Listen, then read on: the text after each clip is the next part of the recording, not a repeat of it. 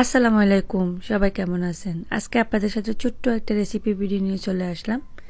আশা করি আপনাদের ভালো লাগবে। যদি ভালো লাগে আমার পেজটি ততক্ষণে লাইক করে দিবেন অ্যান্ড ফলো করে দিবেন। আমি আজকে আপনাদের সাথে যে পিঠার রেসিপিটি শেয়ার করব, এটার নাম হলো ফুলঝুরি পিঠা। এই পিঠাটা খেতে খুবই মজা, দেখতে যেমনটা সুন্দর তেমনি খেতেও খুব মজা। এটা অনেক ক্রিস্পি হয়। আর এই পিঠাটা তৈরি করতে বেশি সময় লাগে না, অল্প উপকরণ দিয়ে খুব সুন্দর এই পিঠাটা তৈরি করে নিতে পারেন। আর এই পিঠাটা আপনারা চাইলে 1 মাস পর্যন্ত সংরক্ষণ করে রাখতে পারেন।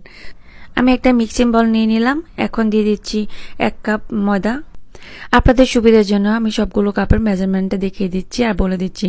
আমি এখানে দিয়ে দিলাম 1/2 কাপ চালের গুঁড়া, আর দিয়ে দিচ্ছি 1/4 কাপ চিনি। আপনারা চাইলে এই ক্ষেত্রে পাউডার চিনিগুলো ইউজ করতে পারেন। 1/3 কাপ দিয়ে দিলাম গুঁড়ো দুধ, আর দিয়ে দিলাম 1/4 টিস্পুন লবণ দিয়ে দিচ্ছি। আপনারা আপনাদের পরিমাণ মতো চিনি অংশটা মিক্স করতে পারেন। আমি আমার মতো করে দিয়ে দিলাম, 1 কাপের জন্য পারফেক্ট।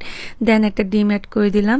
এখন আমি একটা রুম টেম্পারেচারে এখানে আমি মিল্ক নিয়ে নিলাম 1 কাপ, আর একটা হ্যান্ড উইক্স নিয়ে নিলাম। আর এখন আমি সবগুলো দুধ একসাথে করে মিক্স করব না, আমি আস্তে আস্তে করে ধাপে ধাপে মিক্স করব। আর হ্যান্ড উইক্সটা দিয়ে ভালো করে মিক্স করে নিচ্ছি।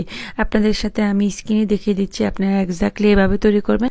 খুব সুন্দর একটা ব্যাটার তৈরি হবে, আর পিঠাটা খুব সুন্দর করে তৈরি করে নিতে পারবেন, তেলে দিলে আর খুলে যাবে না। এখন আমি আস্তে আস্তে করে মিক্স করতেছি হ্যান্ড উইক্সের সাহায্যে, আর মিল্কগুলো অ্যাড করতেছি।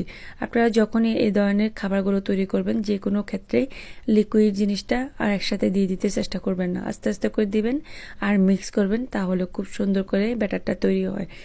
আমি এখন যেভাবে তৈরি করতেছি আপনারা এক্স্যাক্টলি এভাবে তৈরি করবেন।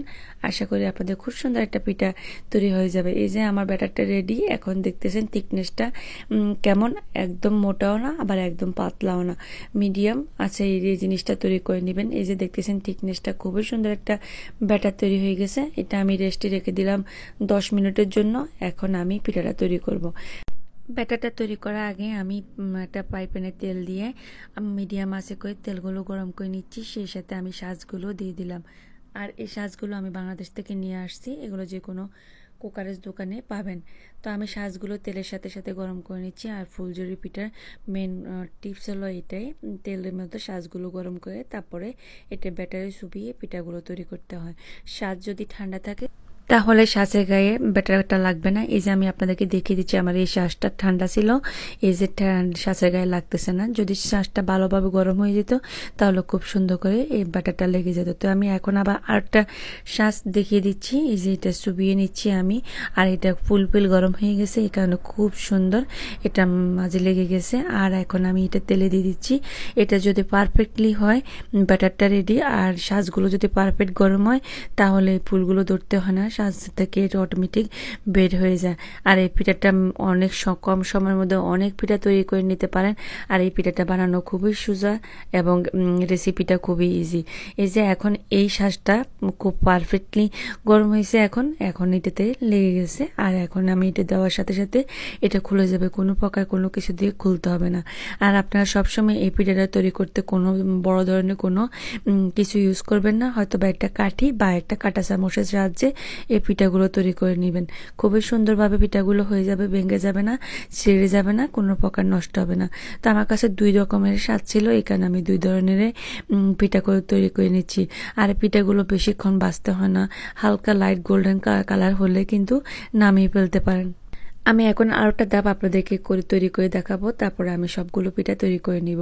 আর এই পিঠাটা তৈরি করার সময় সবসময় মিডিয়াম আঁচে রাখবেন আগুনের মাত্রাটা, তাহলে খুব সুন্দর করে পিঠাটা হবে আর পোড়া লাগে যাবে না, কালো কালো হয়ে যাবে না। তো আমি এখন দেখিয়ে দিচ্ছি। আর যখন এই সাজগুলো দিবেন পিঠাগুলো তো উঠিয়ে নেবেন, এতে করে একটু হাইট করে সাজগুলো গরম করে নেওয়ার সাথে সাথে মিডিয়াম আঁচ করে দিবেন পিঠাগুলো ভাজার সময়, তাহলে খুব সুন্দর করে পিঠাগুলো ভাজা হয়ে যাবে।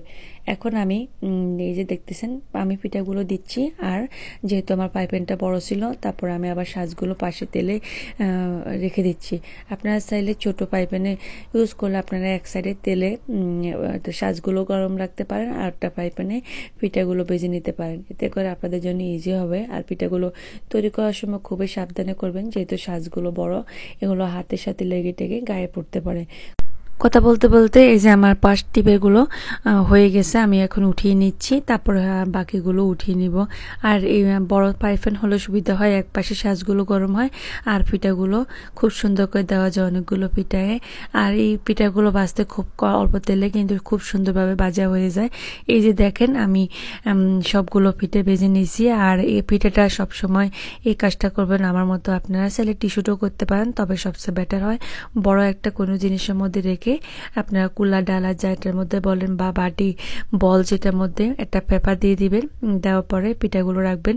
এতে করে পিঠা থেকে যে অতিরিক্ত যে তেলগুলো থাকে সবগুলো পেপারে লেগে যায় আর পিঠাগুলো একদম ড্রাই হয়ে যায়। দেখতেছেন কতটা সুন্দর হয়েছে। আমি এক কুলা পিঠা তৈরি করে নিয়েছি আর আমি সবগুলো পিঠাই কিন্তু পেপারের উপরে রেখে এগুলো ড্রাই করে নিয়েছি। এই পর্যায়ে আপনারা একটা কন্টেনার বা বক্সে এগুলো রেখে 1 মাস পর্যন্ত বাসায় সংরক্ষণ করে খেতে পারেন। 4 থেকে একটা পিঠা আমি ভেঙে দেখাচ্ছি কতটা ক্রিস্পি হয়েছে। আমার রেসিপিটি ফলো করে যদি আপনারা ব্যাটারটা তৈরি করেন, একজ্যাক্ট এরকম একটা ক্রিস্পি ফুলঝুরি পিঠা তৈরি করে নিতে পারবেন। দেখতেছেন কতটা সুন্দর হয়েছে, আমি ভেঙে দেখাচ্ছি। আশা করি আপনাদের ভালো লাগছে। এখন তো চারিদিকে পিঠার মৌসুম চলতেছে, ফাল্গুন পার্টি বসন্ত পার্টি চলতেছে, সেই পার্টিগুলোতে কিন্তু ফুলঝুরি পিঠার তুলনায় হয় না। তো আপনাদের আজকে আমার ভিডিওটি কেমন লাগলো অবশ্যই কমেন্ট করে জানাবেন। যদি ভালো লাগে আমার পেজটি ফলো করে দিবেন, লাইক কমেন্ট শেয়ার করতে একদম বলবেন। আল্লাহ হাফেজ।